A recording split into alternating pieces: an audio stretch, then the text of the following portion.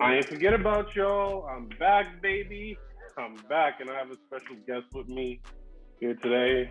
Childhood friend. Matter of fact, I'm gonna let him introduce himself. Go ahead, man. What's going on, guys? It's your boy G. Uh, Not really, but most of y'all know who I am. Some of y'all who don't.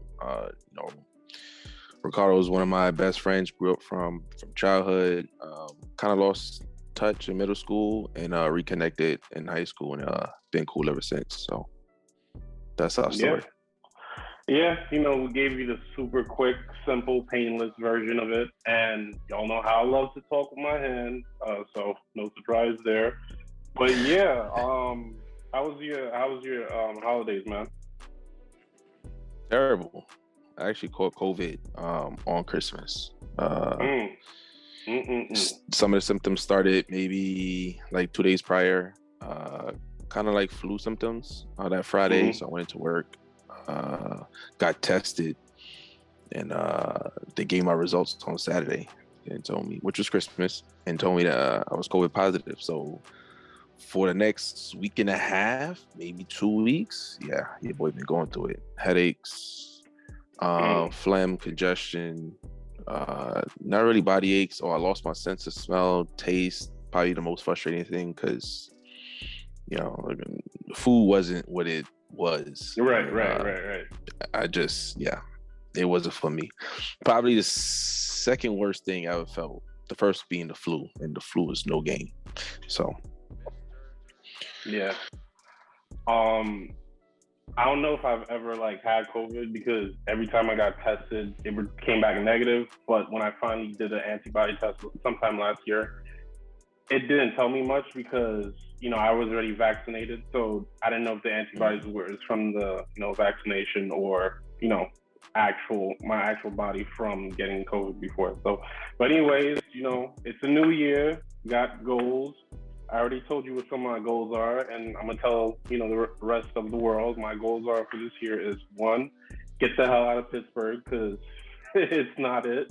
I'm a big city guy, and again, it's nothing against Pittsburgh. Like, it's just not for me.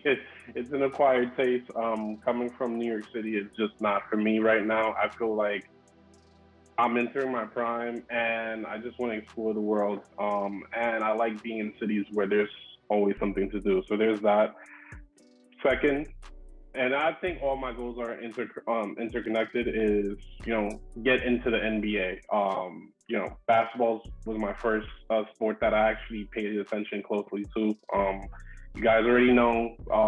Well, for those of you who haven't, D Wade, it was why I got into basketball. So I saw him in the playoffs against the Nets actually, and he stole the ball from Vince Carter, I think, off like playing the passing lane, stole it, dunked it. I'm like, oh, this is fire. And then shortly after that, I started watching LeBron, started watching Kobe, and then started watching LeBron a little bit more. Gain appreciation for him. And where the NBA is now, like I'm starting to like players like John Morant, DeJounte Murray, well, partly because of fantasy reasons, I'm gonna be honest, but they've been producing. But I just really like watching those guys play. So yeah, so getting into NBA, just pursuing my childhood passions, and given the track that I've taken thus far to get to where I'm at, I think it's necessary. Making sure everything just interconnects. Third goal is to clear 300K this year. Last year, I felt like I had to hustle a lot, given my job, with daily fantasy, doing all those things to really like, be comfortable, travel. I like traveling and things of that nature. So 300K. And then fourth is just continue like actually learning life lessons, and that actually segues into what we're going to talk about today. So what we're going to talk about today is essentially giving people you've known grace, right? Giving people grace, because people, let's be honest, every day is a new day and we're constantly evolving. And sometimes I feel like we pigeonhole people with the schemas that we have in our head of who they are, like, growing up with them, and we're not there with them on a day-to-day basis. So I guess the first question I'll ask G, and you guys can comment underneath, because keep in mind it's YouTube centric first. So like, comment, subscribe, and just let me know what your thoughts are, guys. What do you think of, you know, people essentially, it could be friends, it could be family members, it could be coworkers who you was mad cool with, whatever the case may be. What do you think of, like holding people to a certain standard that you've known them from day one? Let's start with that. I think you typically do that because it's the first meet greet, so you kind of paint this image in your head of the person, and I guess you kind of instinctually like create this this idea of who the person is for yourself, to create safety, some type of friendship in your mind, whether that's there or not. But sometimes that could be dangerous. Not really dangerous, but it could be bad. Could be good and it could be bad. For one, you don't really know the person because we're like human, so we're everlasting, growing. So the image that you have, it's kind of stagnant, and I don't think you think about them growing as well. So when things pop up that doesn't necessarily fit with the image in your head, it could be disappointing. I've had friends where, growing up had this image, and obviously, when you're not there together all the time, like I said, that image in your mind starts to like kind of be stagnant. So that time apart, they're growing, whether that's in the same direction as you or growing apart, you really don't know till you meet up again. And things just weren't the same when we met up again. It's not necessarily bad, but you just start to notice the difference, and you just, you choose to either grow apart or to try to keep that connection, based on how important it is to you. So okay, no, I think it's a very difficult, gray avenue to travel by. So no, I echo some of that. I do think, and I asked the question, I might as well answer, and I kind of led you on, so my bad. But in my personal experience, I realized that, sometimes not everybody's supposed to go with you, like wherever you're going, and sure, that's okay. Doesn't mean that they're a bad person or you're a bad person or you're fake.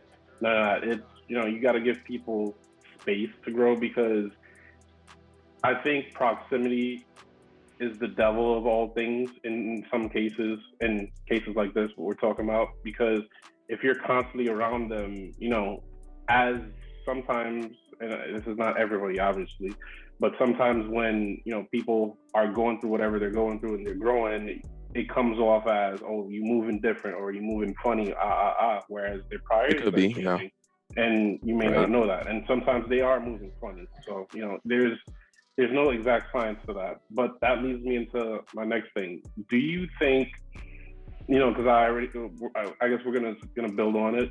Do you think having that, set idea, set expectations of people in your mind that you've had of them from your first impression to your interactions with them lead to, arguments and just, flat out, dissolving of friendships down the line because the way you guys communicate change? Yeah, of course. Because you hold on to that image or you hold on to the expectation, you expect a certain reaction when things do go south. And when you don't get it, it kind of challenges you in a sense, because then it's like, how do I react? And based on how on you react, that could make or break the relationship, or it also could challenge them in return to have the same question. And then at that point, it's, how much do I care about this relationship that I'm willing to continue to go further? And eventually, as we have seen in our group of friends, sometimes things are just better where you guys just hashing it out, and y'all separate, and then we could be cordial in a room where we have events, with certain people inside. So No, again, we're in the same group of friends, so obviously I'm not gonna go into details and hash stuff out. Like we already talked or whatever.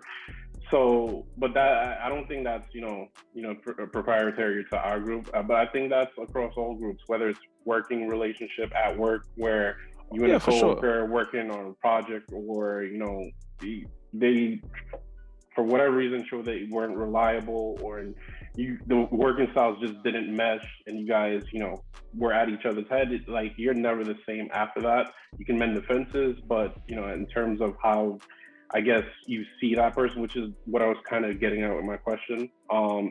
It changes for better or worse, but Yeah, in my opinion, changes absolutely. permanently. So Your perception of the person from there on forward is totally different than what you previously had. So, yeah, and that could essentially change the way you approach them, or if you approach them at all with certain situations, if you guys even maintain that type of relationship. yeah, no, for sure. And again, this is not subbing anybody indirectly. This is just I felt like, all right, starting the new year, it would be a good thing to tackle, because sometimes that's the elephant in the room for a lot of friends. And I think a big part of relationships, I know I keep saying relationships because I feel like it's a universal umbrella for just a lot, not just friendships, Yeah, romantic romance, relationships, work, absolutely. platonic, whatever.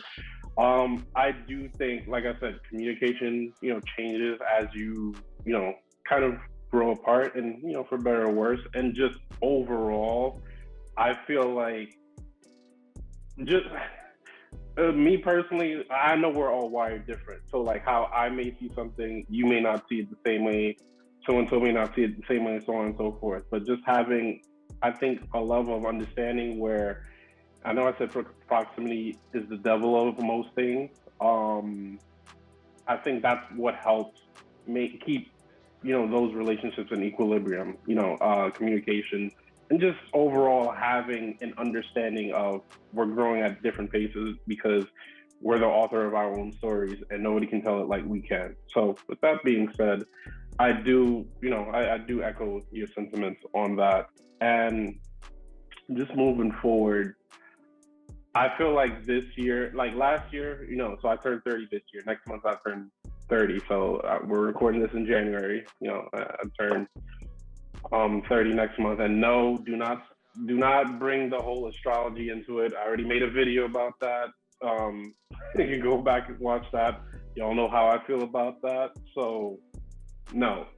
But all joking aside, I do think me personally, I don't set like milestones next to ages. Like I stopped doing that because coming from immigrant parents, it's like, oh, you're gonna be a CEO someday, or you're gonna be a lawyer, a doctor.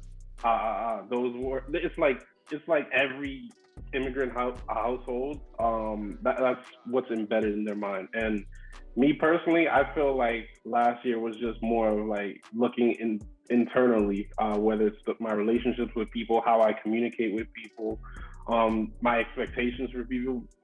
Just overall, I feel like that's just continuing with this point. I know the first video I rambled about dealing with imposter syndrome, right, and how that affects your identity of yourself. So I think this year's just gonna be that, but on steroids. So because people, I'm an acquired taste to some, and others I just naturally click with. So with that being said, any relationship wise, whether it's like friendship, work, like professional, romantic, what do you see for yourself this year? As far as relationships, I'm a simple guy, so I'm gonna keep it real simple. This year, just keep those who's closer to me. Try to figure out a way where we can grow outside of just one income stream. Like the way I look at it, bro, we gonna need multiple streams of income to even stay afloat, live a comfortable life. I mean, not being tied down to a job. Just doing what you want when you want to. Right. So me trying to just navigate relationships, network. Just no negativity, honestly. Just trying to build on with people who can actually help me, and I can help them in some sort of way. And that's really my goals, cut off all the dead weight, change your mindset about my focus. My focus is to make more, do more, and just be a family. Definitely a family person. So that's where I am. Definitely, relationship wise, it definitely, just cut all the dead weight. I don't have time for negativity, the arguments, not for me, bro. Yeah. I revealed my age essentially, but I think me personally, I'm at a stage where I'm still like learning things about myself. Like I surprise myself every day. With I think I'm gonna hold on. Yeah. That in particular is going to be a lifelong battle. You're gonna learn yourself forever. There's no end until it's the end. So right. No. I again, no rebuttal there. I've just been in a space where I'm trying to go away from the destructive, like, oh, you upset me, you gotta go. Like I'm trying to get to a space where it shouldn't even get to that point. It should be, and this is why I stress communication. It should be to the point where if we have a disagreement or we just don't see the same on a particular issue, whatever, we can talk it out like mature adults or whatever the case may be. Shouldn't come to agree to disagree.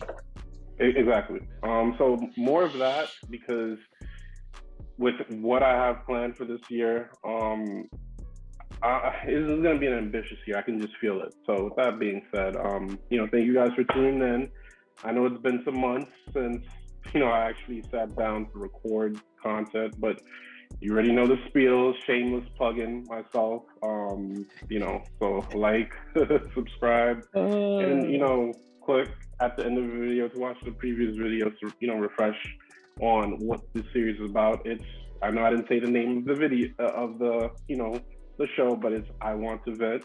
And 2022, I'm looking to get back in rhythm. So, thank you for tuning in. My boy, G, thank you for tuning in. And, anytime, my boy. Next time. Yep. Appreciate y'all.